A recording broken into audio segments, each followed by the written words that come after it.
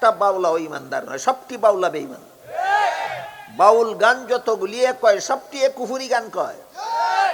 ব্রাহ্মণবাড়িয়া জেলার একটা বাউল শিল্পী আছে, এটা 1 নম্বরের চাপাবাজ। এই বাউল শিল্পীর অনেকগুলি বাউল গান আমি মিডিয়াতে শুনছি।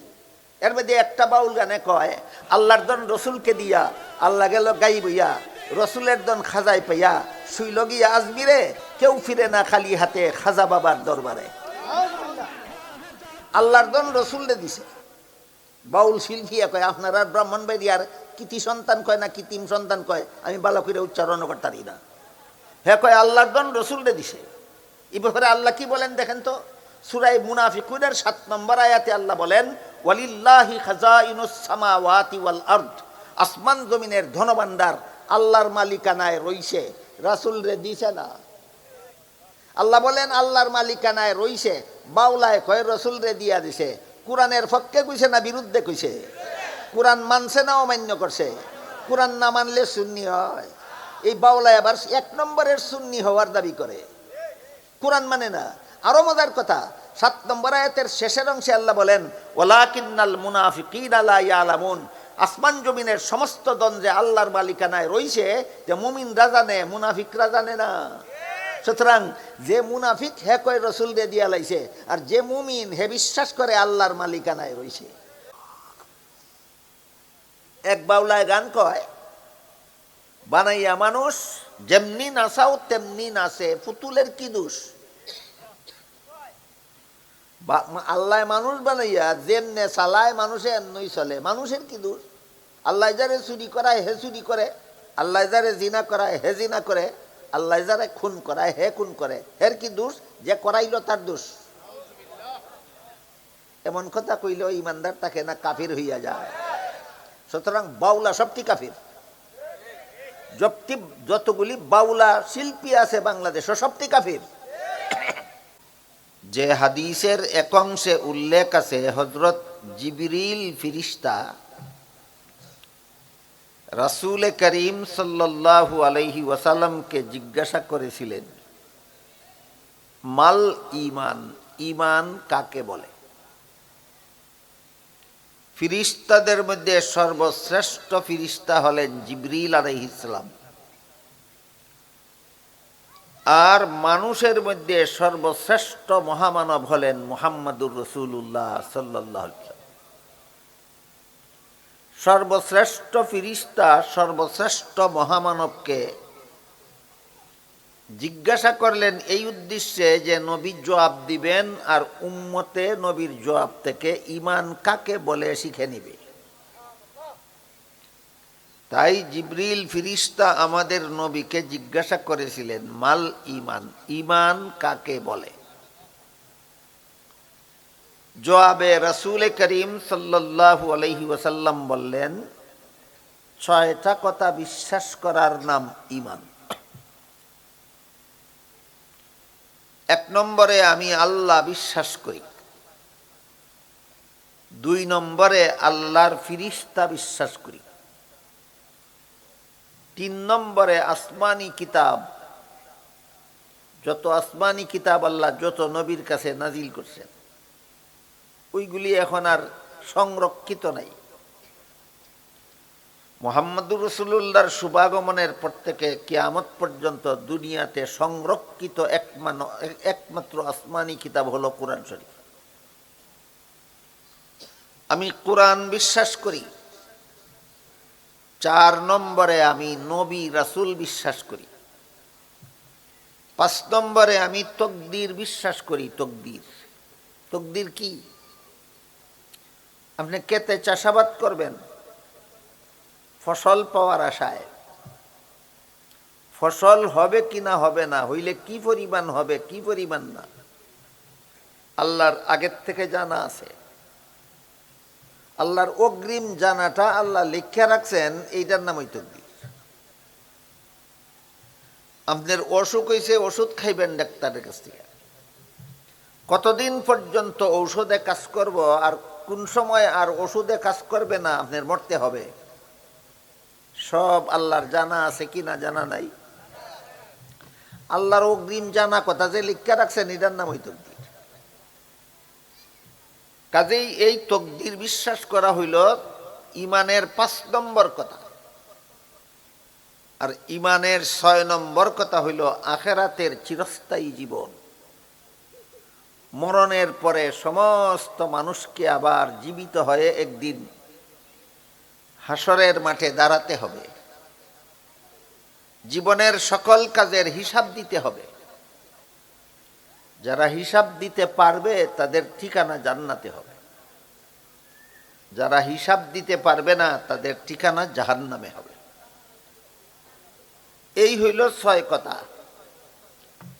1 নম্বরে আল্লাহ বিশ্বাস করি, 2 নম্বরে ফিরিস্তা বিশ্বাস করি, 3 নম্বরে কোরআন বিশ্বাস করি, 4 নম্বরে নবী রাসূল বিশ্বাস করি, 5 নম্বরে তকদির, 6 নম্বরে আখেরাত। 6 নম্বরে আখেরাত। রাসূল বলে দিলেন যে কোনো যুগের যে কোনো দেশের যে কোনো মানুষ এই 6 কথা বিশ্বাস করে, তার ঈমান আছে, সে আল্লাহর কাছে মুমিন মুসলমান বলে গণ্য হবে। কাজে আমরা প্রথমেই স্মরণ রাখি, আমার নবী বলেছেন এই 6 কথা যারা বিশ্বাস করে তাদের ঈমান আছে, তারা আল্লাহর কাছে মুমিন মুসলমান বলে গণ্য। এই কথাটা না জানার কারণে অনেকে মুমিন মুসলমানকেও কাফির বলে, অনেকে বেঈমান কাফির কাদ্দানীদেরকেও মুসলমান বলে। মুসলমানকে কাফির বলে কেন, কাফিরকে মুসলমান বলে কেন? কারণ সে নিজেই জানে না মুসলমান কারে কয় আর কাফির কারে কয়। এই কারণে সমস্ত মুসলমানদের জানা থাকা দরকার মুসলমান কাকে বলে আর কাফির কাকে বলে। রাসূল বলেছেন এই 6 কথা যারা বিশ্বাস করে এরা মুসলমান। 6 কথার কোনো একটা কথা যদি কেউ বিশ্বাস করে না তাহলে সে কাফির হয়ে যায়। কেউ যদি আল্লাহ বিশ্বাস করে না কাফির হয়ে যায়, কেউ যদি ফিরিস্তা বিশ্বাস করে না কাফির হয়ে যাবে, কেউ যদি কোরআন বিশ্বাস করে না কাফের হয়ে যাবে, কেউ যদি নবী রাসূল বিশ্বাস করে না কাফের হয়ে যাবে, কেউ যদি তকদির বিশ্বাস করে না কাফের হবে, কেউ যদি আখেরাত বিশ্বাস করে না কাফের। 6 কথা বিশ্বাস করলে মুসলমান হয়, আর 6 কথার কোনো কথা অবিশ্বাস করলেই কাফের হয়। এতটুকু কথা সমস্ত মুসলমানের জানা থাকা দরকার, যেন আমি নিজে মুসলমান না কাফির সেইটাও আমার জানা থাকে, এবং কাউকে মুসলমান বা কাফির বলার সময় আমার হিসাব যেন ভুল না হয়। আমি নিজে যতদিন পর্যন্ত 6 কথা বিশ্বাস করব ততদিন পর্যন্ত আমার ব্যাপারে আমি জানি আমি মুসলমান। আরেকজনকে যদি দেখি 6 কথা বিশ্বাস করে তাহলে তাকে বলবো মুসলমান, যদি 6 কথার কোনো এক কথা মানে না তাহলে আমি তাকে কাফের বলবো। এই জন্য নিজে এবং অপরকে মুসলমান বা কাফির চিনার জন্য এই কথাটা সমস্ত মুসলমানদের জানা থাকা দরকার যে আল্লাহর রাসূল বলেছেন এই 6 কথা যারা বিশ্বাস করে তারাই মুসলমান, 6 কথার কোনো কথা যারা বিশ্বাস করে না তারা কাফির। এবার বলেন তো, আপনারা যারা বসে বসে কথা শুনতেছেন আপনারা কি মুসলমান? আমি প্রশ্ন করব আপনাদেরকে, কেমনে বুঝলেন? হ্যাঁ, আমি রাসূল বলছেন এই 6 কথা যে বিশ্বাস করে সেই মুসলমান। এই কারণে আমরা যারা যারা নবীর বর্ণিত 6 কথা বিশ্বাস করি আমরা সবাই মুসলমান, কোনো সন্দেহ নাই, কোনো সন্দেহ নাই, আমরা মুসলমান। এবার শুনেন, এক হাদিসে রাসূল করিম সাল্লাল্লাহু আলাইহি ওয়াসাল্লাম বলেন, আমার মুসলমান উম্মত 73 দলে বিভক্ত হবে, এর মধ্যে 72 দল মুসলমান হবে জাহান্নামী, 1 দল মুসলমান হবে জান্নাতি। বুঝে থাকলে বলেন তো, রাসূল 72 দল ও মুসলমানকে জাহান্নামী বলেছেন না 72 দল মুসলমানকে জাহান্নামী বলেছেন? তাহলে 72 দল মুসলমান জাহান্নামী মানি এরা 6 কথায় অবিশ্বাসী। না না, বিশ্বাসী। কাজী এখন আমাদের বুঝার ব্যাপার হইল ৭২ দল মুসলমানকে যে রাসূল জাহান্নামী বলেছেন এরাও তো ৬ কথায় বিশ্বাসী বলেই মুসলমান। আর একদল মুসলমানকে যে রাসূল জান্নাতি বলেছেন এরাও তো ৬ কথায় বিশ্বাসী বলেই মুসলমান। তাহলে ৭২ দল কোন দোষে জাহান্নামী আর একদল কোন গুণের কারণে জান্নাতি, এটা জানা আরো জরুরি ব্যাপার। সমস্ত মুসলমানদের জন্য এই বিষয়গুলি জানা অত্যন্ত জরুরি ব্যাপার। এইগুলি না জানার কারণে সমাজে যার যা মনে চায় তাই বলে, উল্টা পাল্টা কইতে কইতে সমাজের মানুষে বেবাচা লাগাই দিছে। আমার যদি ১ থেকে ১০০ পর্যন্ত গণা জানা থাকে, তাহলে ২ আর ৩ কত হয় ফল বাইর করতে আমার অসুবিধার কোনো কারণ নাই। আমি যদি ১ও চিনি না, ২ও চিনি না, ৩ও চিনি না, তাহলে ২ আর ৩ কত হয় আমার তো ফেস লাগবই। আমার যদি সরে থেকে চন্দ্রবিন্দু পর্যন্ত সবগুলি অক্ষর জানা থাকে, তাহলে আম বানান কেমনে হবে আমার বুঝতে অসুবিধা হবে না। আমি যদি সরে জানি না, তে আম বানান কেমনে বুঝবো আমি? ঠিক তেমনি ভাবে ৭২ দল মুসলমান ৬ কথায় বিশ্বাসী হওয়া সত্ত্বেও রাসূল এদেরকে কোন দোষের কারণে জাহান্নামী বললেন, আর একদল মুসলমান জান্নাতি এরাও ৬ কথায় বিশ্বাসী কোন গুণের কারণে রাসূল এদেরকে জান্নাতি বললেন, এই দুইটা হিসাব যদি আমাদের জানা না থাকে, ওয়াজের নামে, বক্তৃতার নামে, বক্তব্যের নামে, নসিহতের নামে যে যা মনে চায় উল্টা পাল্টা বলবে, আর আমরা সেরা বেড়া লাগুন ছাড়া আর কোনো উপায় থাকবে না। এই সেরা বেড়ার থেকে, উল্টা পাল্টা কথার বিভ্রান্তির থেকে নিজেদের ঈমান হেফাজতের জন্য গুড়ার কথাটা জানতে হবে, মূল কথাটা স্মরণ রাখতে হবে যে ৭২ দল ৬ কথায় বিশ্বাসী মুসলমানদেরকে আল্লাহ রাসূল জাহান্নামী বললেন কোন দোষের কারণে। দোষটা কি? দোষটা হইল এরা আল্লাহ বিশ্বাস করবে, নবী বিশ্বাস করবে, পরকাল বিশ্বাস করবে মন গড়া ব্যাখ্যা মতো। মুসলমান হইছিল ৬ কথা বিশ্বাস করিয়া, আর জাহান্নামী হইল মন গড়া ব্যাখ্যা মাইন্যা। এই ২ কথা মনে রাখেন। ৬ কথা বিশ্বাস করিয়া মুসলমান হয়েছিল, এরপরেও জাহান্নামী হইল ৬ কথা সহি ব্যাখ্যা মতো মানার কারণে না মন গড়া ব্যাখ্যার কারণে? মন গড়া ব্যাখ্যার কারণে জাহান্নামী সাব্যস্ত হইল। একদল মুসলমান এরা যে ৬ কথা বিশ্বাস করে মুসলমান হইছে মন গড়া ব্যাখ্যা মতে নয়। একদল মুসলমানে রাসূলের বর্ণিত ৬ কথা বিশ্বাস করবে সহি ব্যাখ্যা মতো। এই সহি ব্যাখ্যার গুণের কারণে এরা জান্নাতি, আর মন গড়া ব্যাখ্যার দোষের কারণে ওরা জাহান্নামী। এই কথা যদি কোনোদিন ভুলিয়ে যায়, তাহলে সমাজে যে বক্তারা সেরা বেড়া লাগায়, এই সেরা বেড়ার থেকে কোনোদিন বাঁচতে পারবেন না। সেরা বেড়ার থেকে বাঁচতে হইলে গুড়ার কথা মনে রাখতে হবে। বলেন তো আপনারা আমার কথা বুঝে থাকলে ৭২ দল মুসলমান ৬ কথায় বিশ্বাসী হওয়া সত্ত্বেও রাসূল তাদেরকে জাহান্নামী বললেন কেন? মন গড়া ব্যাখ্যার কারণে। একদল মুসলমান এরাও ৬ কথায় বিশ্বাসী, এদেরকে রাসূল জান্নাতি বললেন কোন গুণের কারণে? সহি ব্যাখ্যা। এরা ৬ কথা মানবে সহি ব্যাখ্যা মতো, এর লাগে এরা জান্নাতি। এবার প্রশ্ন জাগে কিনা যে ৬ কথার সহি ব্যাখ্যা পাওয়া যায় কোথায়? মন গড়া ব্যাখ্যা তো যার যার মনের কোনায় পাওয়া যায়। মন গড়া ব্যাখ্যা কই পাওয়া যায়? যার যার মনের কোনায়, যার মনে যা কয় তাই তার মন গড়া ব্যাখ্যা।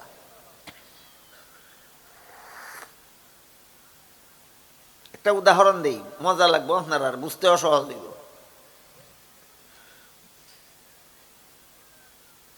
বসন্তকাল আসলে পরে, চৈত্র বৈশাখ মাস আসলে পরে একটা পাখি বুলি বুলে, কুকিল। কুকিল বসন্তকালে কুকিলে বুলি বুলে, কুকিলের ডাক কুকিলে ডাকতাছে। আর একটা লোকে, একজন হিন্দু ভদ্রলোকরে জিজ্ঞাসা করে, কুকিলে কি কয়? হিন্দু লোকে জবাব দেয়, কুকিলে কয় রাম কৃষ্ণ রাধা। হিন্দু লোকে জবাব দিল, কুকিলে কয় রাম কৃষ্ণ রাধা। কতক্ষণ পরে একজন আলিমরে জিজ্ঞাসা করলো, কুকিলে কি কয়? আলিমে জবাব দিল, কুকিলে কয় আল্লাহ রসুল খুদা। আলিমে কি জবাব দিল? কতক্ষণ পরে একজন বাবুর সিরে জিজ্ঞাসা করে, কুকিলে কি কয়? বাবুর সিয়ে কয়, কুকিলে কয় পেঁয়াজ রসুন আদা। এ যে যেটা চিনে, বাবুর সিয়ে কয় কুকিলে কয় পেঁয়াজ রসুন আদা। আর কতক্ষণ পরে এক মাছের ব্যবসায়ী রে পাইছে, ভাইয়া জিজ্ঞাসা করে, কুকিলে যে ডাকে কি কয়? মাছের ব্যবসায়ী কয়, কুকিলে কয় বোয়াল কাতলা বেদা। বোয়াল কাতলা বেদা। এখন আপনারা বলেন তো, এরা যে যা কইছে এগুলি সহি ব্যাখ্যা না যার যার মন গড়া ব্যাখ্যা? তাহলে এবার বলেন, মন গড়া ব্যাখ্যা পাওয়া যায় কই? যার যার মনের কোনায়। এবার আমরা আল্লাহর কাছে জিজ্ঞাসা করি, কুকিলে কি কয়? আল্লাহ মন গড়া ব্যাখ্যা কইব না সহি ব্যাখ্যা কইব? আল্লাহ পাক রব্বুল আলামিন বলেন, ওয়া ইম মিন শাইইন ইল্লা ইউসাব্বিহু বিহামদিহি ওয়ালাকিল্লা তাফকাহুনা তাসবিহাহুম। জগতের সব কিছু আল্লাহর তসবিহ পড়ে। জগত এমন একটা বালুর কণাও নাই যে আল্লাহর তসবিহ পড়ে না। পাহাড় পর্বত নদী নালা জীব জন্তু পশু পাখি জিন ফিরিস্তা সবে আল্লাহর তসবিহ পড়ে। কিন্তু তোমরা কে কিভাবে তসবিহ পড়ে সেটা বুঝার যোগ্যতা তোমাদের কাছে নাই। আল্লাহর ব্যাখ্যা বুঝে থাকলে বলেন তো, কুকিলে কি কয়? সুবহানাল্লাহ কয়, তসবিহ পড়ে। আল্লাহর ব্যাখ্যাটা অমন গড়া না, এটা সহি। তাইলে সহি ব্যাখ্যা পাওয়ার একটা বিশুদ্ধ ঠিকানা আছে, আর মন গড়া ব্যাখ্যা যার যার মনের কোনায় পাওয়া যায়। ৭২ দল মুসলমান ইমানের ৬ কথা মন গড়া ব্যাখ্যা মতো মানার কারণে রাসূল এদেরকে জাহান্নামী বলেছেন। মন গড়া ব্যাখ্যা কই পাওয়া যায়? ওই রামকৃষ্ণ রাধা যেখানে পাওয়া যায়, মন গড়া ব্যাখ্যা এখানেই পাওয়া যায়। বোয়াল কাতলা বেদা যেখানেও পাওয়া যায়, মন গড়া ব্যাখ্যা সেখানেই পাওয়া যায়। কিন্তু এই ৬ কথার সহি ব্যাখ্যা পাওয়া যায় কোথায়? এটা আমাদের জানা দরকার। একদল মুসলমান ৬ কথা সহি ব্যাখ্যা মতো মানার কারণে রাসূল এদেরকে জান্নাতি বলেছেন। সহি ব্যাখ্যা পাওয়া যায় কোথায়? সাহাবায়ে কেরাম যখন রাসূলকে এই প্রশ্ন করলেন, তখন রাসূল বলে দিলেন, মা আনা আলাইহি ওয়া আসহাবি। আমার সুন্নতে আর আমার সাহাবাগণের জমাতে ৬ কথার সহি ব্যাখ্যা পাওয়া যায়। ৬ কথার সহি ব্যাখ্যা পাওয়ার ঠিকানা ২টা। ১ নম্বর ঠিকানা হইল নবীর সুন্নত, ২ নম্বর ঠিকানা হইল সাহাবাগণের জমাত। যারা মানে এদের নাম আহলে সুন্নত ওয়াল জমাত। যারা শুনেছেন, মনোযোগ দিয়া বুঝেছেন, তারা বলেন আহলে সুন্নাত ওয়াল জামাত চাপার জুড়ে হয় না তুতির জুড়ে হয়, না গায়ের জুড়ে, না প্রচারের জুড়ে, না সুন্নতে রাসূল এবং জামাতে সাহাবাকে আদর্শ মানলে। নবীর সুন্নত আমার আদর্শ, এই জন্য আমি আহলে সুন্নত। সাহাবায়ে কেরামের জামাত আমার আদর্শ, এই জন্য আমি ওয়াল জামাত।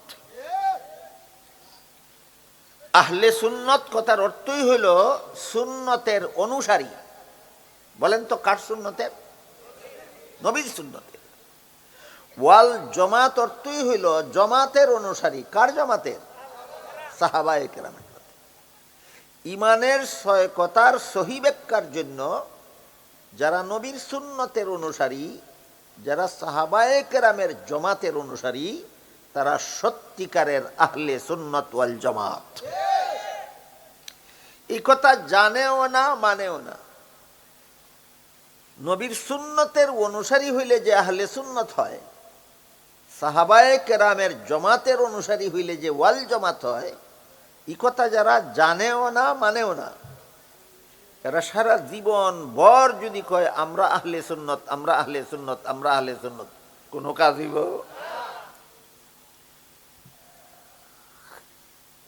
তাইলে আহলে সুন্নত হওয়ার দুইটা পদ্ধতি আছে। একটা হইল তালে তালে, আর একটা হইল বুঝে শুনে। আহলে সুন্নত আমাদের সমাজে দুইভাবে হয়, দুই দল মানুষে। একদল মানুষ আহলে সুন্নত হয় তালে তালে, অমুখে কইছে আমি আহলে সুন্নতুল জামাত, এই জন্য আমি আহলে সুন্নত। আমার বাপে কইছে আমি আহলে সুন্নতুল জামাত, এই জন্য আমি আহলে সুন্নতুল জামাত। আমি কইছি আমি আহলে সুন্নতুল জামাত, এই কারণে আমার ফুত আহলে সুন্নতুল জামাত। এটা তালে তালে, বুঝে শুন না। রাসূল বলছেন নবীর সুন্নত এবং সাহাবাগণের জমাতের অনুসারী হইলে আহলে সুন্নত ওয়াল জামাত হয়। এটা তালে তালে না, এটা বুঝে শুন না। বলেন আমাদের সমাজে আহলে সুন্নতুল জামাত কতভাবে হয়? দুইভাবে হয়। কেউ আহলে সুন্নতুল জামাত হয় তালে তালে, আর কেউ আহলে সুন্নতুল জামাত হয় বুঝে শুনে। তালে তালে আহলে সুন্নতুল জামাত হইলে কি ফসল পাইব? এবার এটার উদাহরণ শোনেন। এক বেটা একটা শব্দ শিখছে আতরলা, শব্দটাই শিখছে আর কি, আতরলা। আতর যে তাহন লাগবে এটা জানে না। জীবনে কোনোদিন আতরের দ্বারে কাছেও গেল না, খালি কয় আমি আতরলা, আমি আতরলা, আমার বাপ আতরলা, আমার দাদা আতরলা, আমার সদ্য গোষ্ঠী আতরলা। এর সদ্য গোষ্ঠী আতর দেখছেও না কোনোদিন।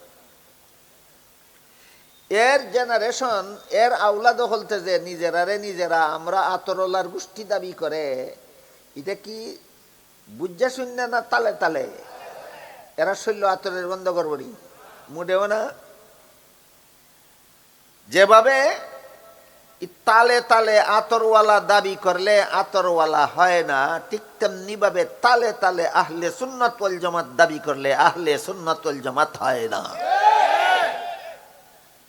সত্যিকার অর্থেই যে আতরের ব্যবসা করে, সে যদি আমি আতরওয়ালা নাও কয়, তবুও তার কাছে গেলে আতর হওয়া দিব। হে যদি আতরওয়ালা বললে নিজের দাবি নাও করে, তবুও তার কাছে গেলে আতরের গন্ধ পাওয়া দিব। হে তালে তালে আতরওয়ালা না বাস্তবেই আতরওয়ালা? এবার আপনারা বলেন, তালে তালে সুন্নি হবেন না বাস্তবেই আহলে সুন্নাত ওয়াল জামাত হবে? বাস্তবে আহলে সুন্নাত ওয়াল জামাত হইতে গেলে চাপাবাজি ছাইরা দেওয়ান লাগবে, বুঝান লাগবো কেন রসুল এদেরকে আহলে সুন্নাত ওয়াল জামাত বললেন। তোমার ইমানের 6 কথার ব্যাখ্যা যদি নবীর সুন্নত থেকে গ্রহণ করো, তোমার ইমানের 6 কথার ব্যাখ্যা যদি সাহাবায়ে কেরামের জমাত থেকে গ্রহণ করো, তাইলে তুমি বাস্তবেই আহলে সুন্নাত ওয়াল জামাত। এখন আপনারা যে সবাই দাবি করলেন আপনারা 6 কথা বিশ্বাস করেন, এই জন্য আমিও বললাম কোনো সন্দেহ নাই আপনারা মুসলমান। কিন্তু আপনারা কি আল্লাহ বিশ্বাস করেন সহি ব্যাখ্যা মতো না মন গড়া ব্যাখ্যা মতো? এটা এখনো পরিষ্কার হয়েছে না, পরিষ্কার হয়েছে না। আমি বলবো, আপনারা জবাব দিবেন, তারপরে পরিষ্কার হইব। আপনারা নবী মানেন মন গড়া ব্যাখ্যা মতো না সহি ব্যাখ্যা মতো? আমি আলোচনা করব, আপনারা জবাব দিবেন, তারপরে পরিষ্কার হইব আপনারা আহলে সুন্নাত ওয়াল জামাত না বেদাতি। যারা মন গড়া ব্যাখ্যা মতো 6 কথা বিশ্বাস করে এরা আহলে সুন্নাত নয়, আহলে বিদাত। যারা মন গড়া ব্যাখ্যা মতো 6 কথা বিশ্বাস করে এরা আহলে সুন্নাত না আহলে বিদাত? এরা আহলে বিদাত। আহলে সুন্নাত অর্থ সুন্নতের অনুসারী, আর আহলে বেদাত অর্থ বেদাতের অনুসারী। 6 কথা বিশ্বাস যেহেতু আপনারা করেন, মুসলমান সাব্যস্ত হইয়া গেছে। কিন্তু আপনারা আহলে সুন্নত মুসলমান না আহলে বেদাত মুসলমান, এটা পরবর্তী আলোচনার পরে সাব্যস্ত হবে। আমি কতগুলি আল্লাহ সম্পর্কে কিছু সহি ব্যাখ্যা আপনাদের সামনে তুলে ধরব, কতগুলি মন গড়া ব্যাখ্যা তুলে ধরব। তখন যদি দেখা যায় আপনারা মন গড়া ব্যাখ্যা মতো আল্লাহ বিশ্বাস করেন, কিছুতেই আপনারা আহলে সুন্নত নন, আপনারা আহলে বেদাত সাব্যস্ত হবে। আমি নবী রসুল সম্পর্কে কিছু সহি ব্যাখ্যা আপনাদের সামনে তুলে ধরব, কিছু মন গড়া ব্যাখ্যা তুলে ধরব। তখন যদি দেখা যায় আপনারা সহি ব্যাখ্যা মতো নবী মানেন, তখনই সাব্যস্ত হবে আপনারা আহলে সুন্নাত ওয়াল জামাত। আর যদি দেখা যায় নবী মানেন মন গড়া ব্যাখ্যা মতো, তাহলে আহলে সুন্নাত নয়, আহলে বেদাত সাব্যস্ত হবে।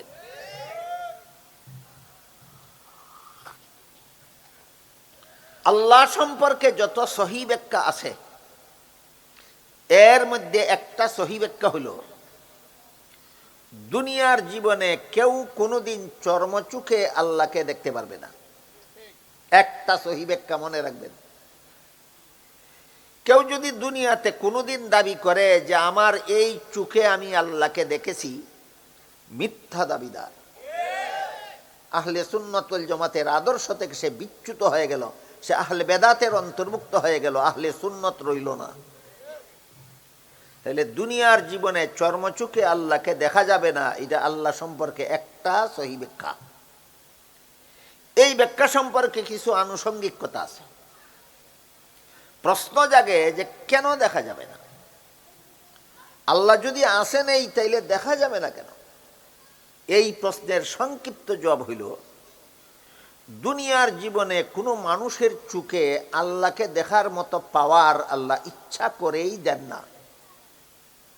ভুলবশত না, ইচ্ছা করেই। আল্লাহ কি ভুল করেন কোনো সময়? কিন্তু বাউলায় কইল আল্লাহর বলে আগের কথায় পরের কথায় মিল নাই। এই বাউলা যারা, এরা ইমানদার না বেঈমান? একটা বাউলাও ইমানদার নয়, সবটি বাউলা বেঈমান। বাউল গান যতগুলি কয়, সবটি কুফুরি গান কয়। এক বাউলায় গান কয়, বানাইয়া মানুষ যেমনি নাচাও তেমনি নাচে, পুতুলের কি দোষ? আল্লাহ মানুষ বানাইয়া যেমনে চালায় মানুষে এমনই চলে, মানুষের কি দোষ? আল্লাহ যারে চুরি করায় হে চুরি করে, আল্লাহ যারে জিনা করায় হে জিনা করে, আল্লাহ যারে খুন করায় হে খুন করে, হের কি দোষ? যে করাইল তার দোষ। এমন কথা কইলেও ইমানদার তাকে না কাফির হইয়া যায়। সুতরাং বাউলা সবটি কাফির। যতগুলি বাউলা শিল্পী আছে বাংলাদেশ, সবটি কাফির। আল্লাহর প্রতি এদের বিশ্বাস নাই, আল্লাহর কোরআনের প্রতি এদের বিশ্বাস নাই। আল্লাহ কোরআনে বলেন, আমান আসদাকু মিনাল্লাহি কিলা, আল্লাহ থেকে সত্যবাদী আর কেউ হতে পারে না। আল্লাহ যা বলেন সব সত্য বলেন। কাজী আল্লাহর আগের কথা পরের কথা মিল না থাকলে আগেরটা সত্য পরেরটা মিথ্যা, পরেরটা সত্য আগেরটা মিথ্যা হবে। আল্লাহ বলেন না কোনো সময়, আল্লাহ যা করেন জেনে শুনেই করেন। দুনিয়ার জীবনে কোনো মানুষের চোখে ইচ্ছা করেই আল্লাহকে দেখার মতো পাওয়ার তিনি দেন না।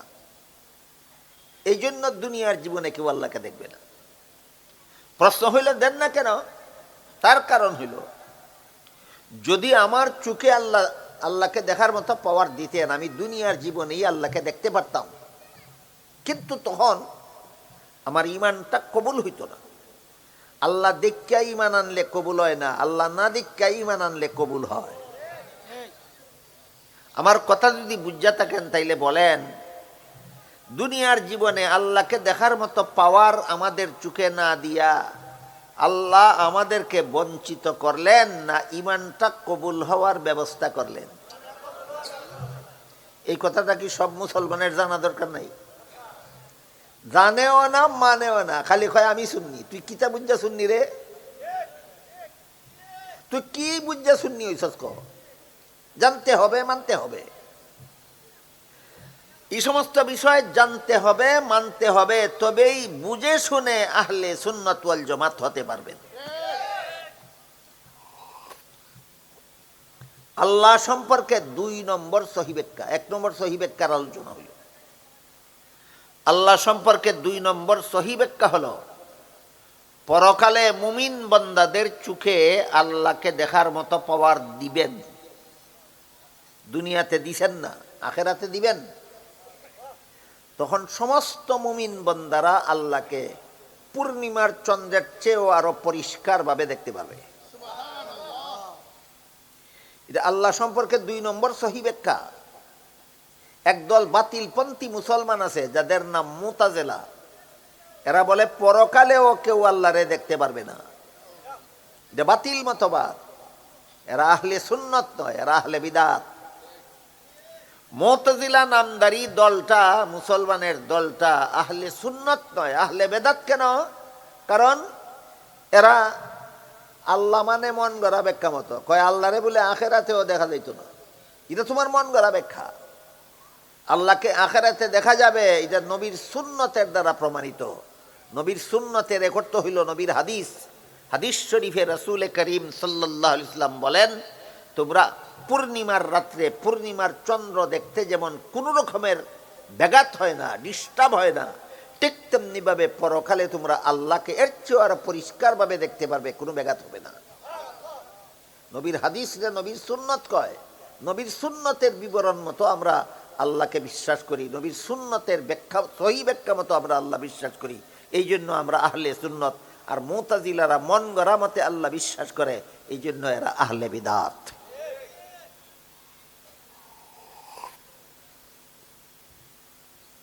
এই পর্যন্ত আল্লাহ সম্পর্কে কটা সহি ব্যাখ্যা বলা হইল? 2টা। 1 নম্বর দুনিয়াতে দেখা যাবে না, 2 নম্বর আখেরাতে দেখা যাবে। 2 নম্বর কি? আখেরাতে দেখা যাবে। আল্লাহ সম্পর্কে 3 নম্বর সহি ব্যাখ্যা।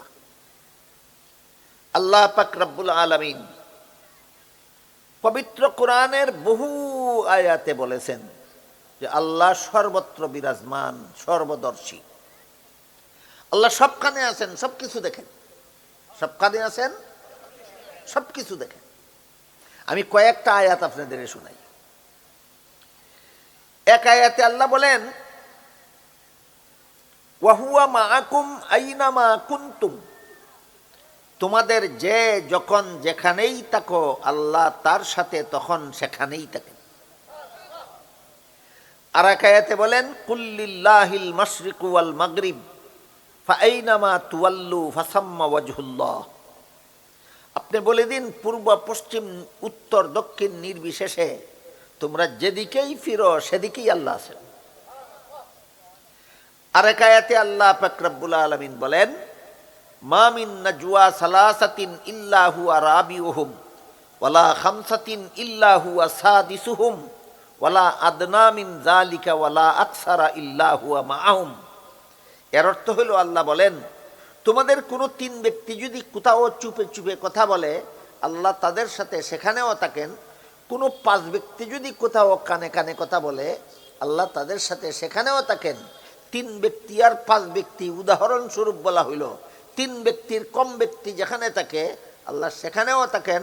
5 ব্যক্তির বেশি ব্যক্তি যেখানে থাকে, আল্লাহ সেখানেও থাকেন। এইভাবে বলতে বলতে বলতে বলতে এক পর্যায়ে গিয়ে আল্লাহ বলেন, ওয়ামা কুন্না গায়বিন। জগতের এমন কোন স্থান নাই যেখানে আমি থাকি না। জগতের এমন কোন স্থান নাই যেখানে আমি থাকি না। এই সমস্ত আয়াতের দ্বারা সাব্যস্ত হইল আল্লাহ সর্বত্র বিরাজমান, সর্বদর্শী। এইটাকেই আরবি ভাষায় বলে হাজিন নাজির। আরবি ভাষায় কয় হাজিন নাজির। হাজিন নাজির কারে কয়? যিনি সবখানে আছেন, সবকিছু দেখেন। হাজিন নাজির কারে কয়? যিনি সবখানে আছেন, সবকিছু দেখেন। সুতরাং আপনি যদি আল্লাহকে হাজির নাজির বিশ্বাস করেন না, তাইলে আপনি মন গড়া ব্যাখ্যা মতো আল্লাহ মানেন। আপনি আর যাই কিছু হন, আপনি আহলে সুন্নাত ওয়াল জামাত হতে পারেন না। হাদিস শরীফে রাসূল করিম সাল্লাল্লাহু আলাইহি ওয়াসাল্লাম বলে, ওই আগেই বলেছি, হাদিস নবীর সুন্নত কথা রেকর্ড তো নবীর হাদিস। হাদিস শরীফে আল্লাহ রাসূল বলেন, ইন্নাকুম লা তাদউনা আসাম্মা ওয়ালা গায়বা। তোমরা যে আল্লাহর কাছে দোয়া করো, সেই আল্লাহ বদির নন, অনুপস্থিত নন। তিনি সর্বত্র বিরাজমান। কাজেই তুমি যেখান থেকেই দোয়া করো, আল্লাহ সেখানেই শুনেন। যেখান থেকেই দোয়া করো, আল্লাহ সেখানেই শুনেন। এই সমস্ত আয়াত এবং হাদিসের দ্বারা সুস্পষ্টভাবে প্রমাণিত যে জগতে এমন কোনো স্থান নাই যেখানে আল্লাহ আজির নাজির নাই। তাই যারা আল্লাহকে হাজির সর্বত্র বিরাজমান মানে না, এরা মন গড়া ব্যাখ্যা মতো আল্লাহ বিশ্বাস করে। আমাদের সমাজে যে দলটা আল্লাহরে আজির নাজির মানে না, এই দলটার নাম হইল লামাযাবি। এই দলটার নাম হইল লামাযাবি। লামাযাবিরে কয় আল্লাহ শুধু আরশে থাকেন, আর কোথাও থাকেন না।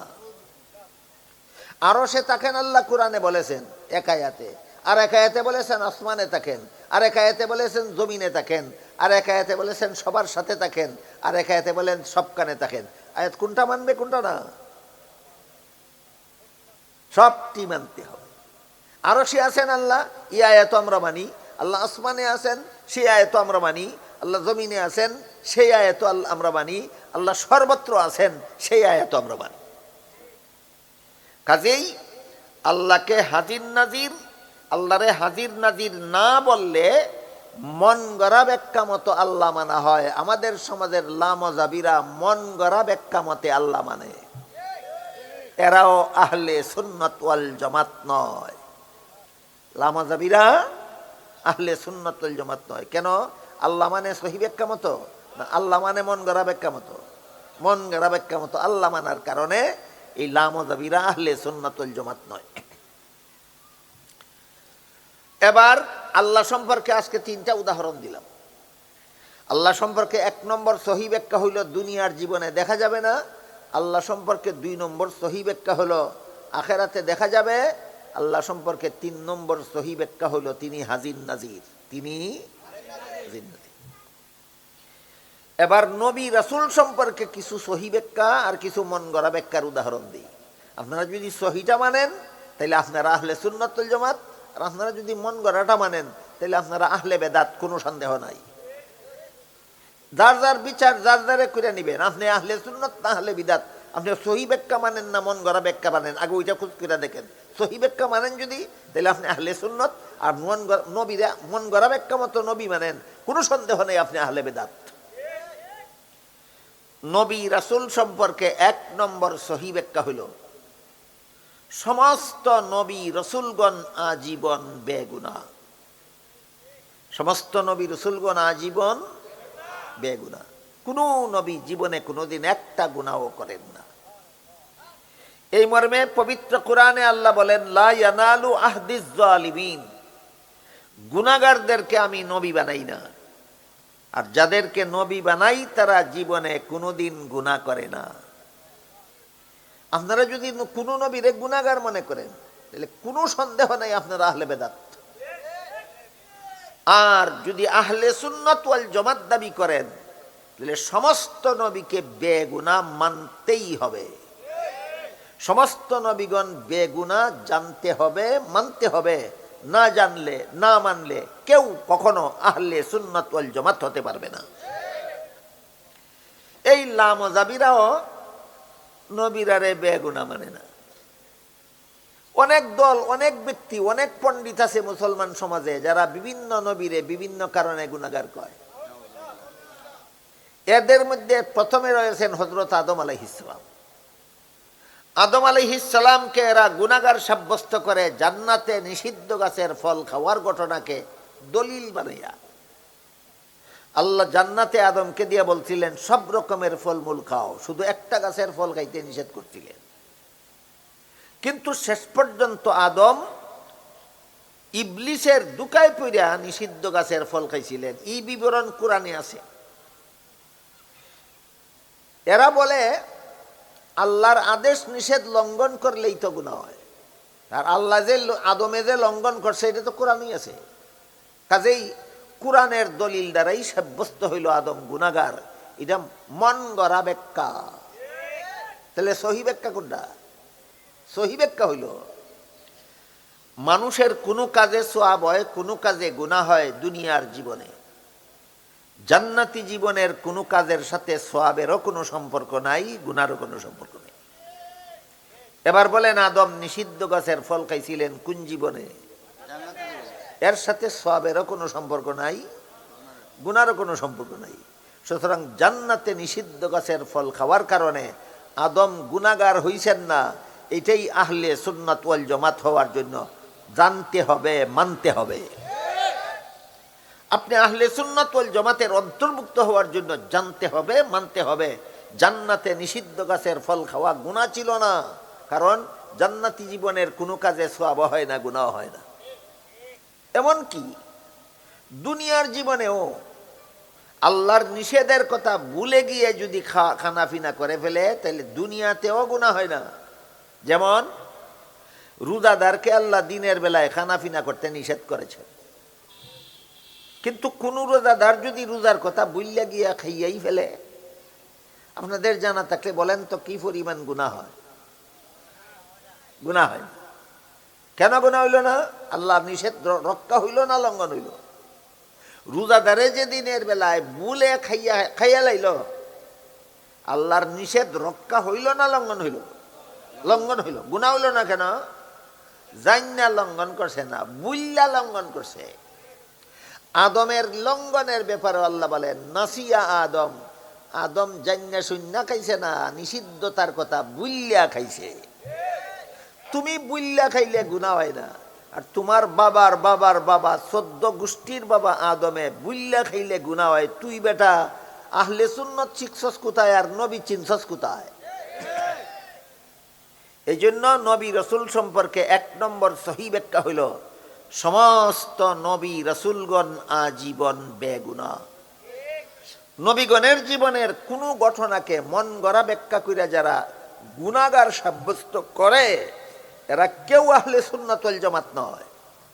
নবীগণকে যারা গুনাহগার সাব্যস্ত করে এরা কেউ আহলে সুন্নাত ওয়াল জামাত নয়, এরা আহলে বিদআত। গেল নবী রসুল সম্পর্কে একটা সহি ব্যাখ্যা। নবী রসুল সম্পর্কে 2 নম্বর সহি ব্যাখ্যা হইল হাদিস শরীফে রাসূল করিম সাল্লাল্লাহু আলাইহি ওয়াসাল্লাম বলেন আল আম্বিয়াউ আহইয়াউন ফি কুবুরিহিম, নবী রসুলগণকে দাফন করা মাত্রই আল্লাহ তাদেরকে জীবিত করে দেন। তাই নবী রসুলগণ যার যার রওজা শরীফে জীবিত অবস্থায় থাকেন, জীবিত নবী জীবিত। আপনি যদি বিশ্বাস করেন দাফনের পর থেকে নবী জীবিত, তাইলে আপনি আহলে সুন্নাত ওয়াল জামাত। আপনি যদি মনে করেন যেমন মরা দাফন করেছিলাম এখনো তেমন মরা, আপনি আহলে সুন্নাত ওয়াল জামাত না, আপনি আহলে বিদআত। নবীগণকে যেমন মরা দাফন করেছিলাম এখনো তেমন মরা মানে এই সমাজের লামাযহাবীরা। লামাযহাবীদেরকে আপনাদের চিনা দরকার। লামাযহাবীরা আহলে সুন্নাত নয়, এরা আহলে বিদআত। যত কারণে আহলে বিদআত, লামাযহাবীরা যত কারণে বিদআতি, এর মধ্যে একটা কারণ এরা নবীকে জিন্দা মানে না। এরা কয় নবী মুর্দা। নবী মুর্দা না জিন্দা? হ্যাঁ, নবী জিন্দা। তবে নবী জিন্দা সম্পর্কে কিছু কথা আছে, কিছু আনুষঙ্গিক কথা আছে। নবী জিন্দা কথাটার ব্যাপারে ভুল ধারণা আছে অনেকের। এই কারণে সহি ব্যাখ্যা জানতে হবে। নবী জিন্দা কথার সহি ব্যাখ্যা কি? আপনারা কি মনে করেন সাহাবাগণ নবীকে জিন্দা অবস্থায় দাফন করেছেন না ইন্তেকালের পর? ইন্তেকালের পর। কাজী নবীর ইন্তেকাল মানতে হবে আগে। পবিত্র কোরআনের এক আয়াতে আল্লাহ আমাদের নবীকে সম্বোধন করে বলেন ইন্নাকা মাইয়িতুন ওয়া ইন্নাহুম মাইয়িতুন। হে রাসূল করিম সাল্লাল্লাহু আলাইহি ওয়াসাল্লাম, আপনিও মরণশীল, তারাও মরণশীল। চিরকাল জিন্দা একমাত্র আল্লাহ। চিরকাল জিন্দা একমাত্র আল্লাহ। আপনি চিরকাল জিন্দা না, একদিন আপনার মরণ হবে, তারপরে আপনাকে দাফন করা হবে। দাফন করার পর থেকে আপনাকে আমি আল্লাহ জিন্দা করে দেব।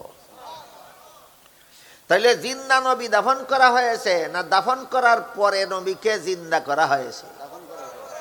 এটা আহলে সুন্নাত ওয়াল জামাতের আকীদা। কাজে আপনি যদি নবীর ইন্তেকাল বিশ্বাস করেন না, তাইলে আল্লাহ কোরআনে বলেছেন নবীর ইন্তেকাল হয়েছে, আপনি বিশ্বাস করেন না, তাইলে আপনি কোরআন মানেন না, আপনার ঈমান থাকবে না। 6 কথার 1 কথা কোরআন মানা। আমাদের সমাজে প্রতি বছর 12ই রবিউল আউয়াল আসলে পরে রবিউল আউয়াল মাসের 12 তারিখে কিছু লোকে একটা মিছিল করে। এই মিছিলটার নাম হলো জশ্নে জুলুসে ঈদে মিলাদুন্নবী। কিছু লোক একটা মিছিল করে, মিছিলটার নাম দেয় কি জশ্নে জুলুসে ঈদে মিলাদুন্নবী। এদের দাবি হইল এই মিছিল যারা করে এরা সুন্নি, আর এই মিছিল যারা করে না এরা ওহাবি। আমি একটু সময়ের জন্য মানলাম রবিউল আউয়ালে যারা জশ্নে জুলুসে ঈদে মিলাদুন্নবী করে এরা সুন্নি, আর যারা করে না এরা ওহাবি। এবার শুনুন, এই মিছিল বাংলাদেশে চালু হইল কবে থেকে? 1974 সাল থেকে।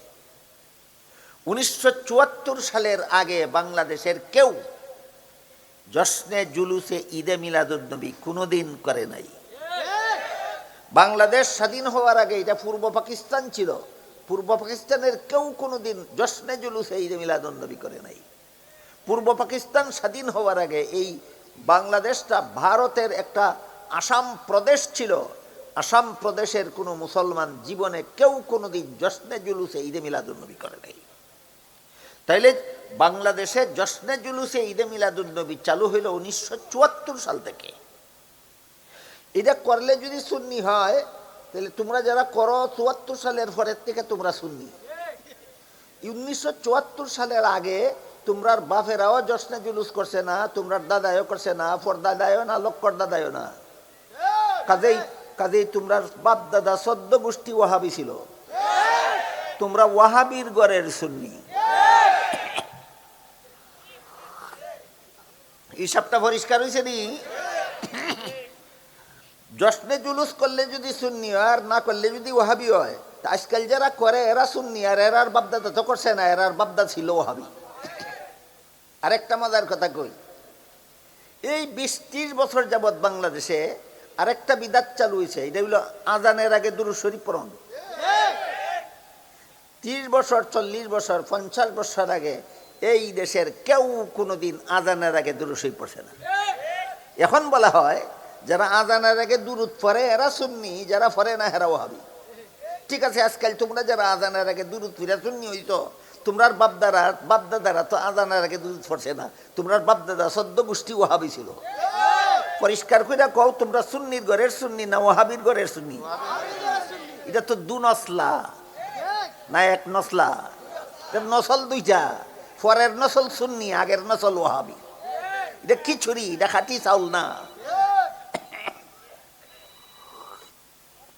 এবার আসেন, এই যে 1974 সালের পর থেকে আমাদের দেশে প্রতি বৎসর রবিউল আউয়ালের 12 তারিখে জশ্নে জুলুসে ঈদে মিলাদুন্নবী নামে একটা মিছিল হয়। এই মিছিলে যত স্লোগান দেওয়া হয়, এর মধ্যে একটা স্লোগানে বলা হয় জিন্দা নবীর আগমন, শুভেচ্ছা স্বাগতম। শুনছেন? আমি শুনছি, আপনারা শুনছেন কিনা? একটা স্লোগান হইল জিন্দা নবীর আগমন, শুভেচ্ছা স্বাগতম। আমি বলবো, তোমার জিন্দা নবী কথার ব্যাখ্যা দাও। তুমি জিন্দা বলতে কি বুঝাতে চাও? জিন্দা নবী দাফন করা হয়েছে না দাফনের পরে নবী জিন্দা হয়েছে? ব্যাখ্যা দাও। যদি কেউ বলে না নবীর মরণ নাই কোনো সময়, ওই জিন্দা নবী ওই দাফন করা হয়েছে, তাহলে তুমি কোরআন মানো না, তুমি মুসলমান না। আর যদি বলো যে না আমি জিন্দা নবী বলতে জিন্দা নবী দাফন করা হয়েছে বুঝাইছি না, আমি বুঝাইছি দাফনের পরে নবী জিন্দা হইছেন, কথা ঠিক আছে। এটা আহলে সুন্নাত ওয়াল জামাতের কথা, দাফনের পরে নবী জিন্দা হইছেন। কিন্তু তোমার আগমন আহলে সুন্নতের স্লোগান নয়, আহলে বিদাতের স্লোগান। কারণ হাদিস শরীফে রাসূল করিম সাল্লাল্লাহু আলাইহি ওয়াসাল্লাম বলেন, আল আম্বিয়াউ আহইয়াউন ফি কুবুরিহিম, নবী জিন্দা হইয়া কোথাও আগমন করেন না, রওজা শরীফের ভিতরে থাকেন। নবী বলেন ভিতরে থাকেন, তুমি বলো আগমন করেন। তোমার কথা নবীর কথার বিরুদ্ধে। নবীর কথার বিরুদ্ধে কথা বললে সুন্নি হয় না, বেদাতি হয়। বুঝে থাকলে বলেন, জিন্দা নবী দাফন করা হয়েছে না দাফনের পরে নবীকে জিন্দা করা হয়েছে? জিন্দা হওয়ার পরে নবী আপনাদের জশ্নে জুলুসে আগমন করেন না রওজা শরীফে থাকেন? যারা রওজা শরীফে থাকেন বিশ্বাস করে এরা আহলে সুন্নাত ওয়াল জামাত, যারা আগমন করে বলে এরা আহলে সুন্নাত নয়, আহলে বিদাত।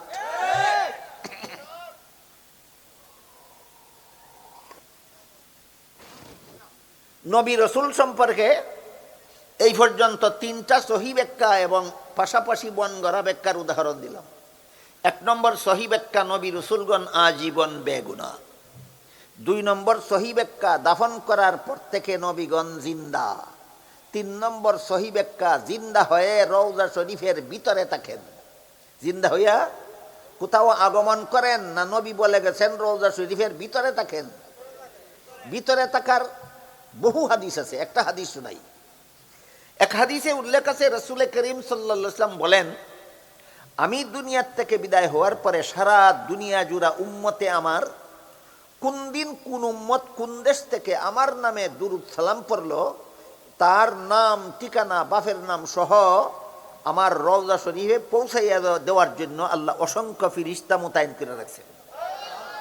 যে কোনো উম্মত যে কোনো সময় যে কোনো দেশের থেকে আমার নামে দুরূদ সালাম পড়বে, ফিরিস্তা আমার রওজা শরীফে পৌঁছাইয়া দেবে। কিন্তু কেউ যদি দূর দেশ থেকে নয়, আমার রওজা শরীফের কাছে এসে যদি কেউ দুরূদ সালাম পড়ে, ফিরিস্তায় পৌঁছাইতে হবে না, আমি নিজের কানে শুনব, নিজের মুখে জবাব দেব। রওজা শরীফের কাছে গিয়া দুরূদ সালাম পড়লে নবী নিজের কানে শুনবেন কেন? যেহেতু তিনি জিন্দা না। হাদিস দিয়ে সাব্যস্ত হইল নি জিন্দা। হাদিসের দ্বারা আগেই কইছি, নবীর সুন্নতের একর্থ নবীর হাদিস, নবীর হাদিসের দ্বারা সাব্যস্ত নবী জিন্দা। লামাজাবিরা মানে না, লামাজাবিরা মানে না, এরা আহলে সুন্নত নয়, এরা আহলে বিদাত। তো নবী বলে গেছেন, আমি নিজের কানে শুনবো, আমার রওজা শরীফের কাছে এসে কেউ দুরূদ সালাম পড়লে আমি নিজের কানে শুনবো, নিজের মুখে জবাব দেব। এবার শুনেন, নিজের কানে শুনবেন, নিজের মুখে জবাব দিবেন, মুর্দা হলে না জিন্দা থাকলে। 2 নম্বর, যে কোনো উম্মতে যে কোনো সময় ওইখানে গিয়ে দুরূদ সালাম পড়বে, নবী শুনবেন, মাঝে মধ্যে সেখানে না থাকলে সুতরাং সেখান থেকে তোমাদের জশ্নে জুলুসে আগমন করেন। এটা মন গড়া ব্যাখ্যা মতো নবী মানা। যারা মন গড়া ব্যাখ্যা মতে নবী মানে, এরা সুন্নি নয়, বেদাতি।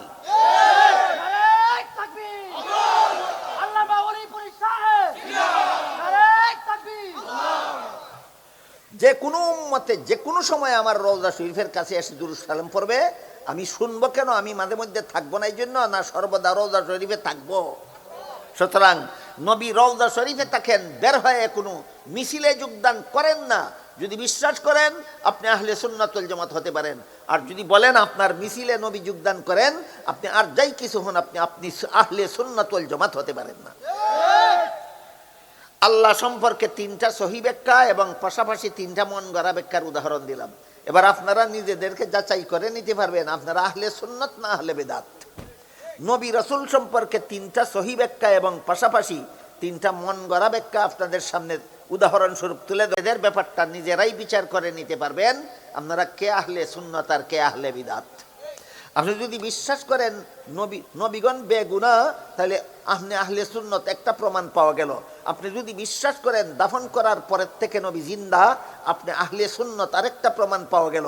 আপনি যদি বিশ্বাস করেন নবী রওজা শরীফের ভিতরে থাকেন, আরেকটা প্রমাণ পাওয়া গেল, আপনি আহলে সুন্নাত ওয়াল জামাত। আরেকটা ব্যাপার হলো, এই যে 3টা সহি ব্যাখ্যা নবী রসুলগণের বেলায়, ভালো আছে, নবী রসুলগণের বেলায় যে 3টা সহি ব্যাখ্যা আপনাদের সামনে তুলে ধরলাম। 1 নম্বর, নবী বেগুনাহ। 2 নম্বর, দাফন করার পর থেকে জিন্দা। 3 নম্বর, রওজা শরীফের ভিতরে থাকেন, কারো জশ্নে জুলুসে আগমন করেন না। এই 3টা সহি ব্যাখ্যা যে আপনাদের সামনে তুলে ধরলাম, বুঝে থাকলে বলুন, এই 3টা গুণ কোন নবীর একক গুণ না সকল নবীর ব্যাপক গুণ?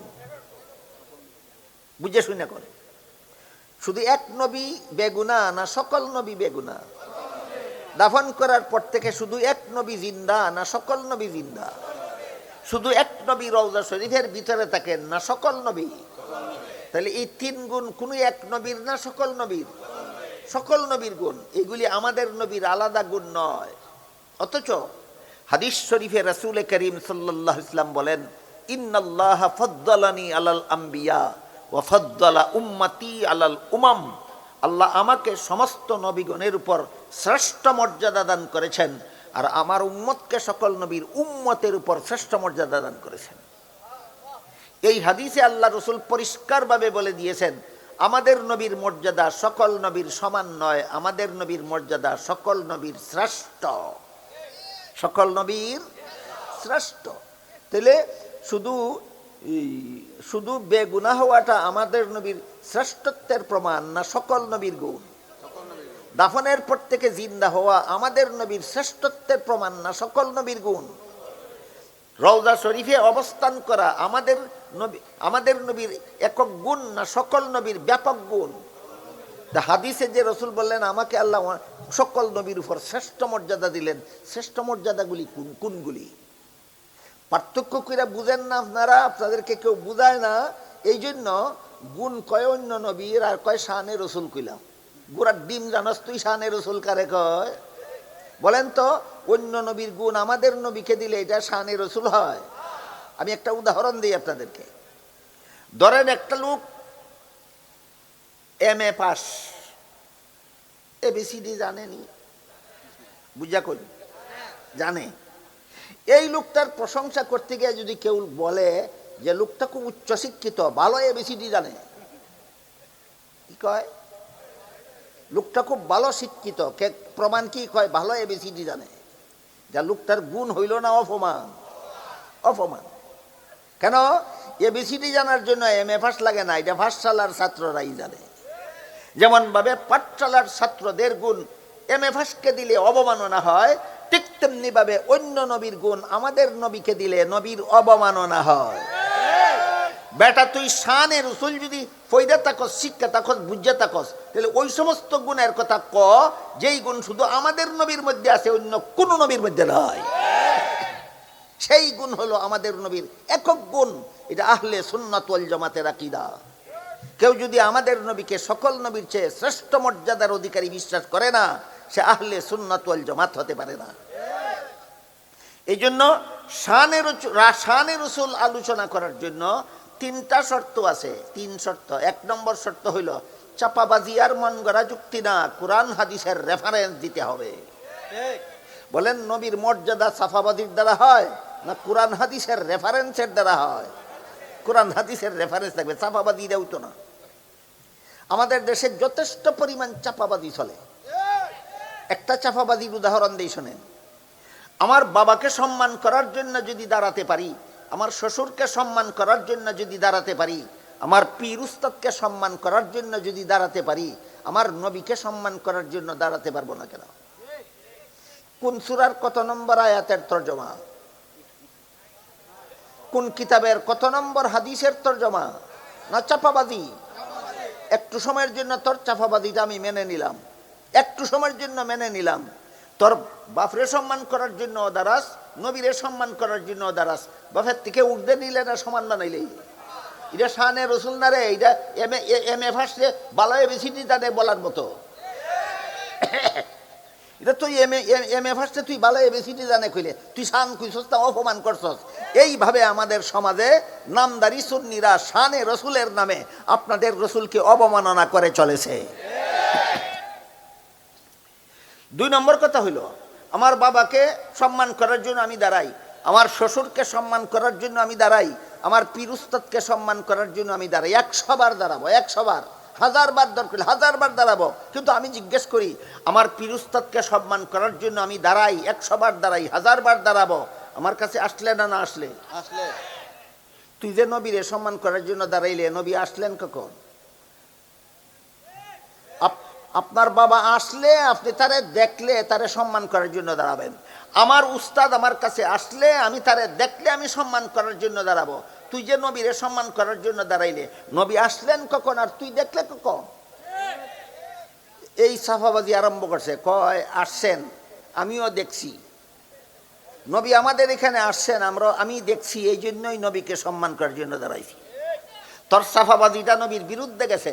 নবী বলেন আল আম্বিয়াউ আহিয়াউন ফি কুবুরিহিম, নবীগণ আসেন না, রওজা শরীফের ভিতরে থাকেন। নবী বলেন আসেন না, তুই কোথাইছেন? তুই নবীর বিরুদ্ধে কথা কইছস, তুই সুন্নি না তুই বেদাতি। 2 নম্বর কথা, নবী যদি আইসা থাকেন তুই দেখলে আমি দেখলাম না কেন? এখন কয় নবীর প্রতি যাদের মহব্বত আছে এরা দেখে, যারা মহব্বত নেই এরা দেখে না।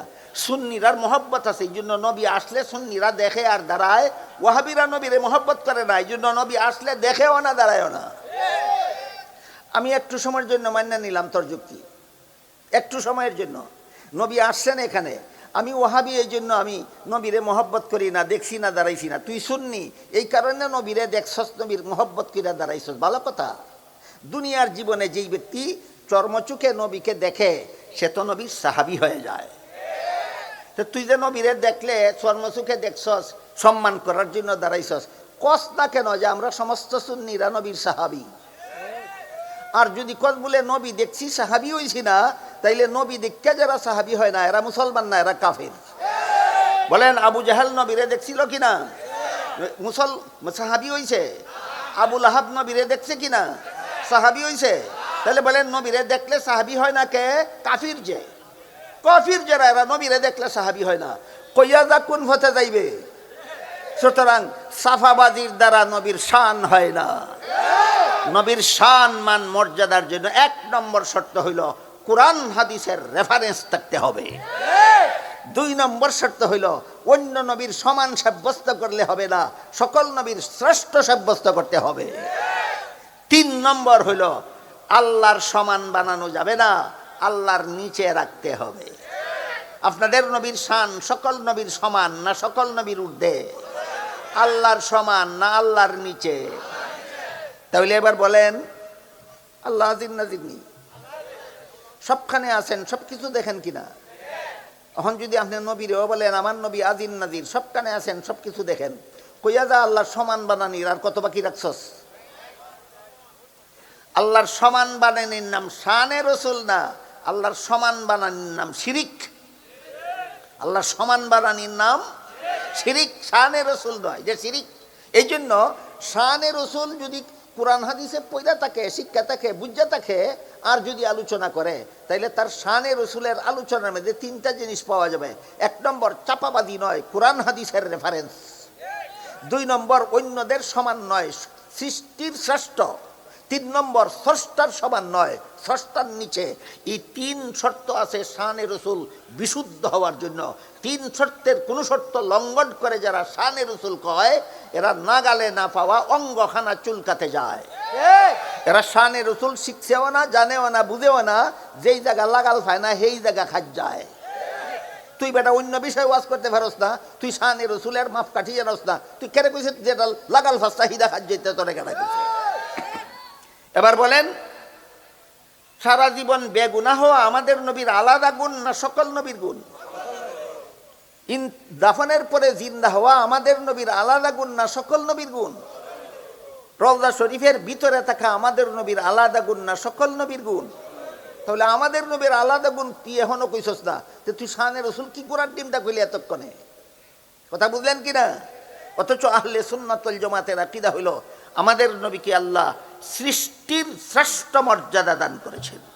আমাদের নবীর মর্যাদা সৃষ্টির, সমস্ত নবী রাসূলগণ সৃষ্টি কিনা, তাদের চেয়েও আল্লাহ আমাদের নবীকে শ্রেষ্ঠ মর্যাদা দিয়েছেন। কোরআন হাদিসের রেফারেন্স দিয়া এমন গুণের কথা ক, যেই গুণ সমস্ত নবী রাসূলগণের চেয়ে শ্রেষ্ঠ সাব্যস্ত করে, আল্লাহর সমান সাব্যস্ত করে না। আল্লাহর সমান সাব্যস্ত করে না। এর একটা উদাহরণ দিয়ে আজকের মতো আমি কথা শেষ করি। আপনারা অবশ্যই মেরাজের ঘটনা শুনে থাকবেন, জীবনে অনেক অনেক শুনেছেন মেরাজের ঘটনা। জিবরিল ফেরেশতা আমাদের নবীকে বাইতুল মুকদ্দাসে নিয়ে গেলেন।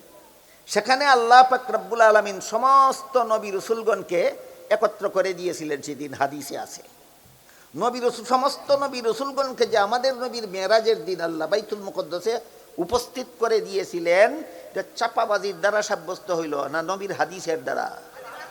নবীর হাদিসের দ্বারা যখন সাব্যস্ত হয় তখন আমরা মানব, যখন চাপাবাজি শুরু হয় তখন আর মানব না। একটা চাপাবাজে আপনাদের ব্রাহ্মণবাড়িয়া জেলার একটা বাউল শিল্পী আছে, এক নম্বরের চাপাবাজ। ব্রাহ্মণবাড়িয়া জেলার একটা বাউল শিল্পী আছে, এটা এক নম্বরের চাপাবাজ। এই বাউল শিল্পীর অনেকগুলি বাউল গান আমি মিডিয়াতে শুনছি। এর মধ্যে একটা বাউল গানে কয়, আল্লাহর দন রসুলকে দিয়া আল্লাহ গেল গাই বইয়া, রসুলের দন খাজাই পাইয়া শুইল গিয়া আজমিরে, কেউ ফিরে না খালি হাতে খাজা বাবার দরবারে। আল্লাহর দন রসুলরে দিছে। বাউল শিল্পী কয় আপনারা ব্রাহ্মণবাড়িয়ার কৃতি সন্তান কয় না কৃত্রিম সন্তান কয়, আমি ভালো করে উচ্চারণ করতারি না। হ্যাঁ কয় আল্লাহর দন রসুলরে দিছে।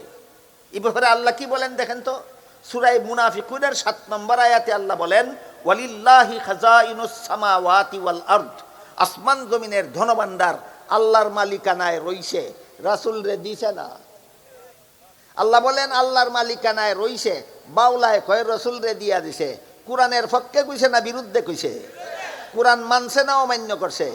কোরআন না মানলে সুন্নি হয়। এই বাউলায় আবার 1 নম্বরের সুন্নি হওয়ার দাবি করে, কোরআন মানে না। আরো মজার কথা, 7 নম্বর আয়াতের শেষের অংশে আল্লাহ বলেন, ওয়ালাকিন্নাল মুনাফিকিনা লা ইয়ালামুন, আসমান জমিনের সমস্ত দন যে আল্লাহর মালিকানায় রইছে, যে মুমিনরা জানে, মুনাফিকরা জানে না। সুতরাং যে মুনাফিক হে কয় রসুলরে দিয়া লাইছে, আর যে মুমিন হে বিশ্বাস করে আল্লাহর মালিকানায় রইছে।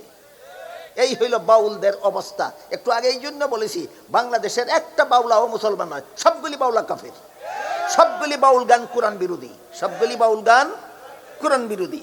এই বাউলায় একদিন যুক্তি দিতেছে নবীরে হাজির নাজির প্রমাণ করার জন্য, নবীরে হাজির নাজির প্রমাণ করার জন্য যুক্তি দেয়। আমি বলি নবীর শান যুক্তি দেওয়া হয় না কোরআন হাদিস দেওয়া হয়? কোরআন হাদিস ও নবীর মর্যাদার বিবরণের অভাব আছে রে, তোর সাফাবাজি বাকি রয়েছে। কয় নবী যে আজির নাজির, আপনারা কয় ওয়াহাবিরা প্রশ্ন করে নবী আজির নাজির হইলে দেখি না কেন? কয় আমি জব দেই, শোনো, আমরা 2 খান্দ 2 ফিরিস্তা আসেনি বলে আছে, বলে দেখি না কেন? এই প্রশ্নের যেই জবাব, নবী আজির নাজির দেখি না কেন, ওই প্রশ্নের সেই জবাব। এই এটা কোন হাদিসের তরজমা কইছস না? সাফাবাজি। সাফাবাজি দিয়া সুন্নি হয় না, সাফাবাজি কইরা বেদাতি হয়। সুন্নতে রাসূল আর জামাতে সাহাবার আদর্শ মানলে আহলে সুন্নাত ওয়াল জামাত হয়। ফিরিস্তাকে আল্লাহ ডিউটি দিবেন, যতক্ষণ পর্যন্ত বান্দা আমল করবে ততক্ষণ পর্যন্ত কাঁধে বসে বসে তোমার লিখতে হবে। এটা ফিরিস্তার ডিউটি, ডান কান্দের ফিরিস্তার ডিউটি। সারা জীবন যত নেক আমল করবে তোমার লিখতে হবে। বাম কান্দের ফিরিস্তাকে ডিউটি দিছেন, আমার বান্দা সারা জীবন যত গুনাহ করবে লিখতে হবে। আমার নবীকে দুনিয়ার থেকে বিদায় হওয়ার পরে আল্লাহ কোনো ডিউটি দিছেন না, ফিরিস্তারে নির্দেশ দিছেন, আমল নামা যা লেখো সপ্তাহে সপ্তাহে নবীর দরবারে পৌঁছাইতে হবে। নবী কেন তোর দ্বারে দ্বারে আসবেন? নবীর দ্বারে পৌঁছাইয়া দিবে তোর আমল নামা। এবার বলেন, বাংলাদেশের বর্তমান কি কয় অন্তর্বর্তীকালীন সরকার প্রধানকে? ডক্টর মোহাম্মদ ইউনূস সাহেব। ডক্টর মোহাম্মদ ইউনূস সাহেব যদি আপনাদের দ্বারে দ্বারে আইয়া উপস্থিত হন তাহলে মর্যাদা হয় না? আপনাদের এলাকার মেম্বার চেয়ারম্যানকে নির্দেশ দিয়ে দেন যে আমার এই নাসিরনগর উপজেলাবাসী সমস্ত জনগণের কে সুখে আছে, কে দুঃখে আছে, কার কি অভাব অভিযোগ আছে, তোমরা লিখিতভাবে আমার কাছে পৌঁছাইয়া দাও, তাহলে তার মর্যাদা হয়। তালিকা নেওয়ার জন্য তিনি নিজে আসলে মর্যাদা হয় না চেয়ারম্যান মেম্বারের মাধ্যমে তালিকা উপদেষ্টার কাছে পৌঁছাইলে মর্যাদা হয়? তাহলে নবী আপনাদের কাছে আসলে মর্যাদা হয় না আপনাদের আমল নামা নবীর কাছে পৌঁছাইলে মর্যাদা হয়? গুড়ার ডিম চিনছ শানে রসুল কারে কয় বুতের বুত, নাগালে না পাওয়া অঙ্গহানা চুলকাতে গেলে কেন? যেই সাবজেক্ট পড়ছস না, শিখছস না, বুঝস না, সেইটা বুঝাইতে যাস কেন? নমাজ রোজার ওয়াজ করতে পারস না, উদু গুসলের ওয়াজ করতে পারস না? যেটা শিখছো না সেটা বলতে যাও কেন? যেটা বলতে যাও সেটা শিখো না কেন? রাসূল করিম সাল্লাল্লাহু আলাইহি ওয়াসাল্লাম পরিষ্কার ভাষায় হাদিস শরীফে বলে গেছেন, আমার যে কোনো উম্মত যে কোনো সময় আমার রওজা শরীফের কাছে গিয়ে দুরূদ সালাম পড়বে, আমি নিজের কানে শুনবো, নিজের মুখে জবাব দিব। মুর্দা থাকলে না জিন্দা থাকলে, রওজা শরীফে উপস্থিত থাকলে না থাকলে। তোমার মিছিলে আসছে এই সময় যদি কোনো উম্মতিকে দুরূদ সালাম দেয়, নিজের কানে শুনবেন কিভাবে, নিজের মুখে জবাব দিবেন কিভাবে? কাজেই চাপাবাজি কইরা নবী আসছেন বলা যাবে না। হ্যাঁ, হাদিসে আছে বাইতুল মুকদ্দাসে আল্লাহ সমস্ত নবীগণকে আমাদের নবীর মেরাজের দিন একত্র করে দিয়েছেন। এটা সাফাবাজির দ্বারা সাব্যস্ত হইল না হাদিসের রেফারেন্সের দ্বারা সাব্যস্ত হইল? হাদিসের রেফারেন্স দ্বারা শানে রসুল হয়, চাপাবাজির দ্বারা শানে রসুল হয় না। সমস্ত নবীগণ, কোন নবী অনুপস্থিত ছিলেন না। আল্লাহ হুকুম দিলেন সমস্ত নবীগণকে কাতারবন্দি হয়ে দাঁড়ান, 2 রাকাত নামাজ পড়ুন। সমস্ত নবীগণ আল্লাহর হুকুমে দাঁড়ালেন, কিন্তু ইমামতি কে করবে এটা নিয়ে তারা ইতস্তত করতেছিলেন।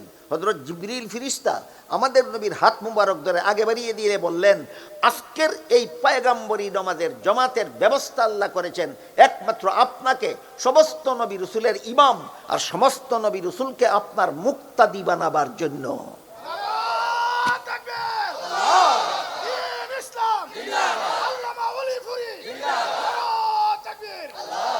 এই জন্য হায়াতুন নবী আমাদের নবীর আলাদা গুণ নয়, ইমামুল মুরসালিন আমাদের নবীর আলাদা গুণ। ইমামুল মুরসালিন মানে সমস্ত নবী রাসূলগণের ইমাম, এই গুণ কার? আর আজীবন বেগুনা, এই গুণ কার? তাইলে সমস্ত নবীর গুণ কোনটা এইটাও বুঝে না, আর আমাদের নবীর আলাদা গুণ কোনটা সেটাও বুঝে না। বেবুতা খালি কয় শানে রসুল, কই শানে রসুল কয় না কুফুরি গান কয়? কুফুরি গান কয়। এই শানে রসুলের নামে আর শানে আউলিয়ার নামে এই আপনাদের ব্রাহ্মণবাড়িয়ার এই কুখ্যাত বাউল শিল্পী যত সব কুফুরি গান সমাজে চারু করে চলেছে। এই জন্য এদের প্রতিরোধের জন্য শানে রসুলের বাস্তব আলোচনা এই সমাজে হওয়া যথেষ্ট পরিমাণে দরকার, যথাযথ আলোচনার দরকার। আজকের জন্য আমি শুধু আল্লাহ সম্পর্কে 3টা সহি ব্যাখ্যা, নবী রসুল সম্পর্কে 3টা সহি ব্যাখ্যা, আর আমাদের নবীর আলাদা একটা মাত্র মর্যাদার আলোচনা করলাম। আমাদের সম্মানিত মেহমান আপনাদের যিনি উপস্থিত আছেন, বিস্তারিত ইনশাআল্লাহ ওনার মুখে আপনারা শুনবেন। আল্লাহ আপনাদের আমাদের সবাইকে আমাদের নবীর আলাদা মর্যাদা যথাযথভাবে বুঝার এবং তাকে যথাযথ কুরআন হাদিস বর্ণিত মর্যাদা দান করার তৌফিক সবাইকে দান করুন, আমিন। সুবহান রাব্বিকা রাব্বিল ইজ্জাতি আম্মা ইয়াসিফুনা ওয়া সালামুন আলাল মুরসালিন ওয়ালহামদুলিল্লাহি রাব্বিল আলামিন। বসা থাকেন আপনারা, ইনি তো অনেক দূরের থেকে আইছেন, আমি তো আপনাদের বাড়ির কাছে কিন্তু আপনাদেরও মেহমান আমারও মেহমান, মেহমানের মর্যাদা রক্ষার্থে বসা থাকুন। আমি দিন চেষ্টা চালাইছি।